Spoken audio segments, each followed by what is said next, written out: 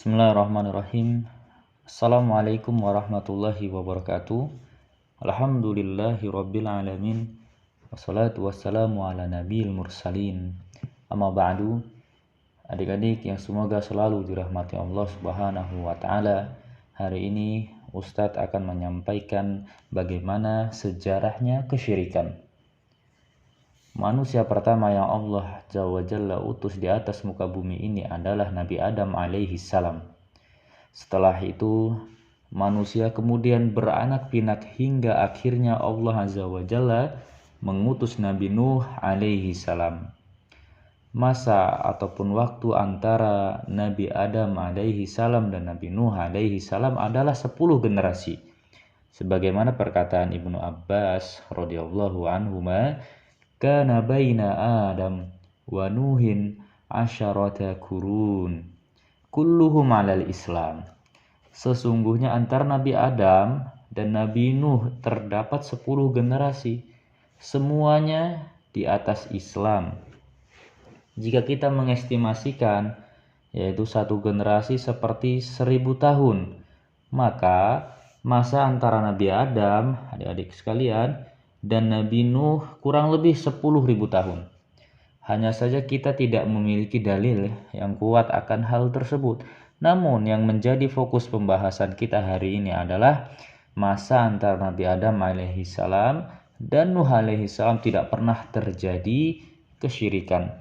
Ya, fokus kita adalah pada masa dari Nabi Adam hingga Nabi Nuh tidak pernah terjadi kesyirikan. Karena pada masa itu manusia seluruhnya berada di atas tauhid yang benar. Ya. Sebagaimana dalam ayat Allah Quran surat Yunus ayat 19, ya, wa makana an-nasu illa ummatan wahidatan fakhtalafu walaula kalimatun sabaqat mir rabbika laqudiya bainahum fima fihi yakhtalifun. Ya, manusia dahulunya hanyalah satu umat. Kemudian mereka berselisih, kalaulah tidak karena suatu ketetapan yang telah ada dari Tuhanmu dahulu, pastilah telah diberi keputusan di antara mereka tentang apa yang mereka perselisihkan itu, ya. Kesyirikan pada masa antara Nabi Adam alaihi salam dan Nuh alaihi salam belum terjadi, akan tetapi kemaksiatan telah terjadi ketika itu. Contohnya adalah Qabil yang membunuh saudaranya Habil. Itu terdapat pada surat Al-Maidah, ya, ayat 27 sampai 30. Bisa adik-adik lihat di dalam terjemahan Quran surat Al-Maidah ayat 27 sampai 30. Kemaksiatan berupa membunuh telah terjadi pada masa tersebut. Dan maksiat-maksiat yang lain pun mungkin sudah terjadi. Akan tetapi kesyirikan belum terjadi ketika itu, ya. Karena kesyirikan yang pertama kali terjadi itu pada zaman Nabi Nuh alaihi salam. Sehingga Nabi Nuh alaihi salam diutus sebagai rasul yang pertama di atas muka bumi ini. Hal ini sebagaimana disebutkan dalam hadis bahwasanya kelak orang-orang di padang mahsyar, saat di padang mahsyar kelak akan datang kepada Nabi Nuh alaihi salam. Mereka meminta syafaat dengan berkata, "Ya Nuh, anta awwal rusuli ila ahlil ardi." Wahai Nuh, kamulah rasul pertama yang Allah utus kepada penduduk bumi ini. Ya. Kesyirikan yang terjadi di zaman Nabi Nuh alaihissalam adalah sebabnya adalah pengutusan terhadap orang-orang soleh. Sebagaimana firman Allah di dalam surat Quran surat Nuh ayat 22 sampai 23, ya. Dan mereka melakukan tipu daya yang amat besar. Dan mereka berkata, jangan sekali-kali kalian meninggalkan penyembahan yaitu Tuhan-Tuhan kalian, dan jangan pula sekali-kali kalian meninggalkan penyembahan Wat, dan jangan pula Suwa, Yahus, Ya'uq, dan Wanasro. Ya, siapakah 5 orang yang Ustadz sebutkan tadi nih, yang terdapat di dalam Quran surat Nuh? Kenapa jangan sekali-kali meninggalkan penyembahan Tuhan-Tuhan kalian? Ya. Yang disebutkan 5 orang tadi, ya oleh Ibnu Abbas radhiyallahu anhuma dalam Sahih Bukhari. Ibnu Abbas berkata, itulah nama-nama orang soleh dari kaum Nabi Nuh. Ketika mereka wafat, setan membisikkan kepada kaum mereka untuk mendirikan berhala pada majelis mereka di dalam tempat-tempat mereka belajar atau tempat mereka duduk, tempat mereka beribadah, dan menamakan patung tadi dengan nama-nama mereka yang 5 orang tadi, Yahus, Ya'uq, Nasro, itu orang-orang soleh ya. Mereka pun melakukan itu, dan saat itu berhala-berhala itu belum disembah hingga mereka wafat. Jadi berhala yang dibuat lalu dengan disematkan nama orang-orang yang soleh tadi yang diletakkan di tempat-tempat majelis mereka, itu pada saat itu belum disembah. Mereka hanya meletakkan patung tadi yang menyerupai orang soleh hanya untuk mengingat atau memberikan semangat dalam beribadah. Tapi setelah para pembuat patung ini sudah wafat, kemudian pada berjalannya waktu, ilmu sudah tiada, maka berhala-berhala tadi pun disembah oleh kaum-kaum setelahnya.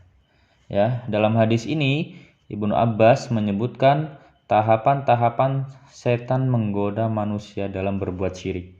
Kita lihat bagaimana tahapan-tahapan setan dalam menggoda manusia untuk berbuat syirik. Setan itu tidak langsung menggoda manusia untuk langsung berbuat syirik, tidak. Kita lihat di sini yang pertama, ketika 5 orang soleh tersebut wafat, setan memerintahkan untuk apa? Untuk membangun patung-patung di tempat mereka biasa bermajelis. Ya. Kemudian setan belum memerintahkan untuk langsung berbuat syirik, tidak. Namun setan menjebak manusia terlebih dahulu bahwasannya adanya patung-patung tersebut untuk apa? Bertujuan untuk mengenang orang soleh, termotivasi dan memotivasi orang-orang yang masih hidup untuk beribadah. Maka di situ setan hanya memerintahkan untuk membangun atau membuat patung bertujuan untuk mengenang saja, ya, mengenang orang soleh. Awal mulanya seperti itu, setan membisikkan orang-orang tersebut. Kemudian setan menunggu hingga generasi yang membangun patung tersebut meninggal dunia semuanya. Kemudian setelah itu setan menunggu hingga ilmu dilupakan oleh orang-orang, yaitu ilmu tentang tauhid dan kesyirikan. Setelah ilmu-ilmu tersebut hilang, sudah jauh dari masa yang pertama kali membuat patung, apa yang terjadi setelah itu? Ilmu dilupakan, maka barulah setan menggoda manusia untuk menyembah patung-patung tersebut. Padahal di awal mula tadi patung-patung itu dibuat untuk apa? Untuk menjadikan orang-orang lebih giat dalam beribadah, hanya mengenang saja. Yang pertama itu hanya mengenang. Tapi apa yang terjadi? Semakin kesini ternyata patung itu dijadikan sebagai tempat beribadah, yaitu sesembahan. Ya, maka itulah awal mula bagaimana setan melakukan tahapan-tahapan yang sangat lama ya jangkaunya. Dari tahapan-tahapan yang kita telah sebutkan di atas tadi, memberikan pemahaman bahwa sebab terjadinya kesyirikan pertama kali di bumi adalah karena apa? Karena gulu, berlebihan terhadap orang-orang soleh. Demikianlah yang diungkapkan oleh Ibnu Hajar, bahwasannya kesyirikan banyak terjadi karena pengutusan terhadap orang-orang soleh. Ya. Adapun di antara sikap berlebihan atau gulu adalah seperti bersemedi atau berdiam diri, beriktikaf di kuburannya orang-orang soleh. Bisa kita lihat adik-adik sekalian, pada zaman sekarang ini banyak orang yang pergi ke kuburan. Mereka lebih rajin pergi ke kuburan untuk melakukan apa? Ibadah, seperti meminta doa kepada ahli kubur, ketimbang mereka melakukan sholat jamaah 5 waktu di masjid. Ya, banyak orang-orang padahal mereka orang-orang besar ya, mereka meyakini bahwasanya datang ke kuburannya orang soleh dan meminta doa kepada mereka, doa mereka lebih mustajab ketimbang langsung meminta kepada Allah, padahal perbuatan seperti ini adalah perbuatan syirik. Itu yang disebut sebagai tawasul, mereka sebut sebagai tawasul. Padahal tawasul yang dibolehkan adalah kita bertawasul dengan amal baik kita, bertawasul dengan orang-orang yang masih hidup. Adapun dengan orang yang sudah mati atau sudah meninggal, maka itu termasuk daripada perbuatan syirik. Karena orang yang sudah meninggal tidak berkuasa sedikit pun ataupun tidak mendengar sedikit pun apa yang diucapkan oleh orang yang masih hidup. Baik, adik-adik sekalian, begitulah sejarah awal mulanya bagaimana terjadinya kesyirikan. Banyak orang-orang sekarang yang persis perbuatannya seperti perbuatan orang-orang dahulu, seperti zaman Nabi Nuh, yang awal mula mereka meletakkan patung di kamar-kamar mereka atau di tempat mereka duduk dengan menamai patung tersebut sebagai orang-orang soleh tadi ya. Ya Gus, itu orang soleh pada zaman kaum Nabi Nuh. Orang soleh pada di zamannya Nabi Nuh ya.